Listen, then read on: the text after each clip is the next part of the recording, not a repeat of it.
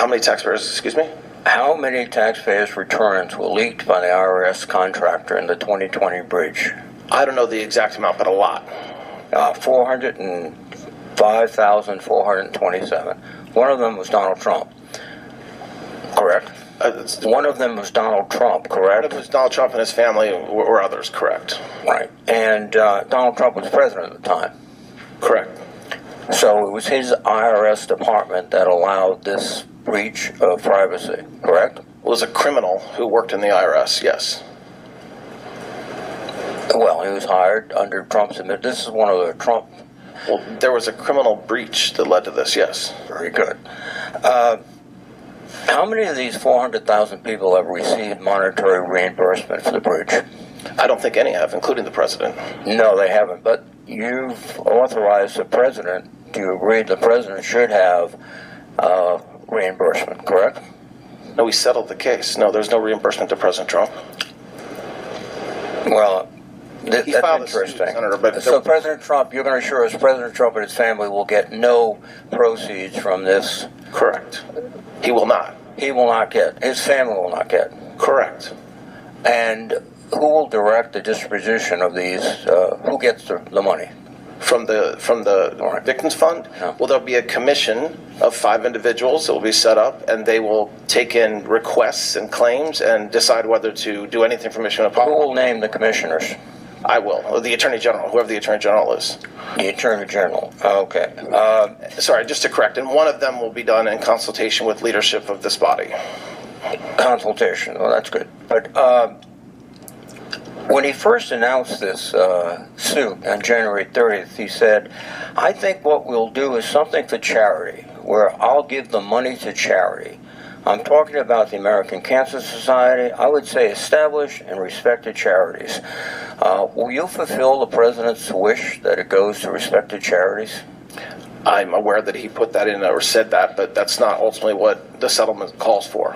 Well, the settlement was negotiated between his lawyers and the Department of Justice, correct? Correct. So his lawyers did not urge that they adopt the president's vision of giving it to a respectable charity? I am confident his lawyers urged the president's desires. Obviously, there's not a charity.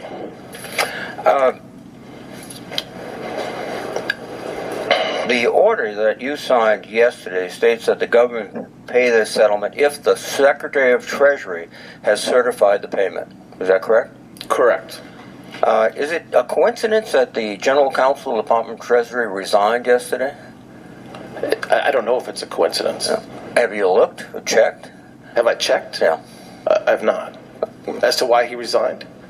It just seems to me very coincidental that the high-ranking member of the Department of Treasury, Senate confirmed, would resign the day that the Treasury Department was required essentially to certify these payments. Well, I believe the IRS signed the settlement agreement as well. But yes, but I can't speak to why he resigned, Senator. Well, this all seems to be an obvious abuse of power by the Department of Justice, by the President. He negotiated essentially with himself. You're his appointee. The IRS are his appointees. He's the plaintiff. And the American people, I don't think, are surprised that suddenly all this money is going to his friends or people that he, in his orbit. Will you ensure that none of this money goes to anyone convicted on the January 6th attack on the Congress? Well, the commissioners will determine who is eligible to receive the money. And who are the commissioners? They're not named yet. Who will name them? I will, or the Attorney General will. It's not me. So, with the suggestion of the President of the United States.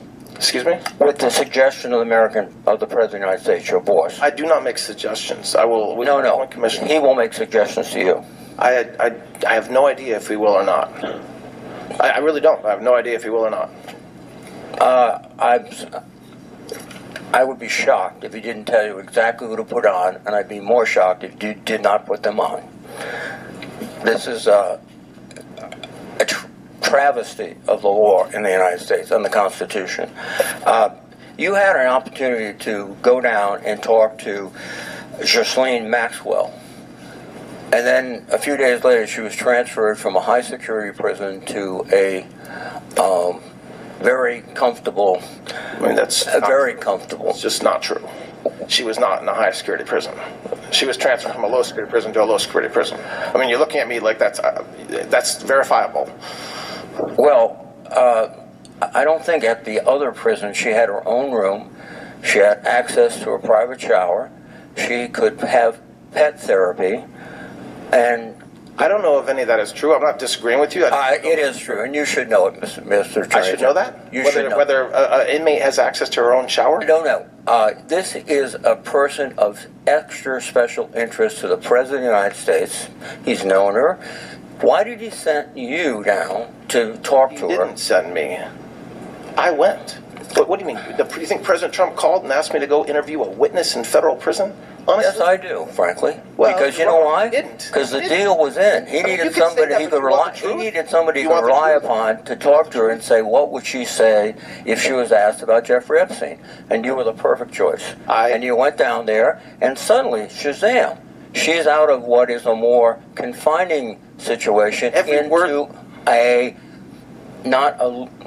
much more relaxed federal prison. Every word that I asked her is recorded and available to you to review. If there's criticisms of the question that I asked her, go ahead and make them. But the president did not have anything to do with my choice to go interview Ms. Maxwell. If I wouldn't have went and a courier would have went, you would have said, why didn't you go yourself? Just like you expect me to know whether she has access to her own shower. You so should. I did go. Everyone in the United States who reads the newspapers know that.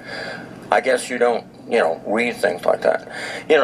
This whole hearing, I think, is exposing something, which is, to me, very frightening. You're a very gifted lawyer. But from my perspective, you have very little faith to the Constitution and the people of America, and you're the president's consigliere. Your perspective is completely wrong, Senator, respectfully. I think the facts will prove me right. Thank you. Let's make one thing absolutely clear about the terrifying reality Senator Jack Reed just dragged into the light. What we are witnessing is not just a conflict of interest, but a textbook, mob-style abuse of power, where a legitimate privacy breach affecting 400,000 Americans was hijacked to build a massive slush fund for political loyalists. Back in 2020, under Trump's own administration, an IRS contractor leaked over 400,000 tax returns, including Trump's. Yet not a single everyday victim has seen a dime in reimbursement, leading Trump to file a lawsuit against the government, where his personal lawyers essentially negotiated a massive settlement with his own justice and IRS appointees. It is the ultimate rigged game of Trump negotiating with himself, made even more sinister by the fact that, despite his very public January 30th promise to donate the proceeds to respected charities like the American Cancer Society, the actual settlement negotiated by his loyalists requires absolutely no charitable giving whatsoever. Instead, that money vanishes into a murky fund controlled by Acting Attorney General Todd Blanche, who claims unnamed commissioners will decide who gets paid. Commissioners that Reed rightfully pointed out will inevitably be handpicked by Trump himself.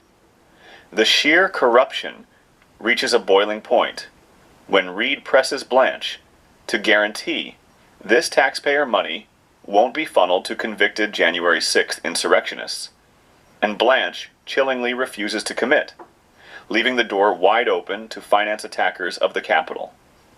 If that isn't alarming enough, the timing is a blazing red flag. The exact day the Treasury Secretary was ordered by the court to certify these dubious payments, the Treasury Department's general counsel abruptly resigned.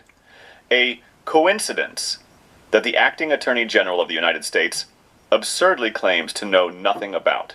Add to this the deeply disturbing revelation that Blanche personally visited convicted sex trafficker Ghislaine Maxwell in prison shortly before she was mysteriously transferred to a significantly cushier facility equipped with private showers and pet therapy, prompting Reed to imply Blanche was sent as the perfect operative to gauge what she might say about Jeffrey Epstein. Senator Reid delivered a devastating, inescapable final verdict on the floor, looking directly at the man overseeing this dark web of negotiations and labeling him a gifted lawyer with absolutely zero faith in the Constitution or the American people, proving that Trump's personal criminal defense attorney is now acting as the nation's top law enforcement officer to orchestrate payouts, secure silence, and protect loyalists in a scheme that is the very definition of absolute corruption. Make sure you hit that subscribe button to help us reach 100,000 subscribers, and drop your thoughts in the comments below, because we are not going to stop exposing the truth.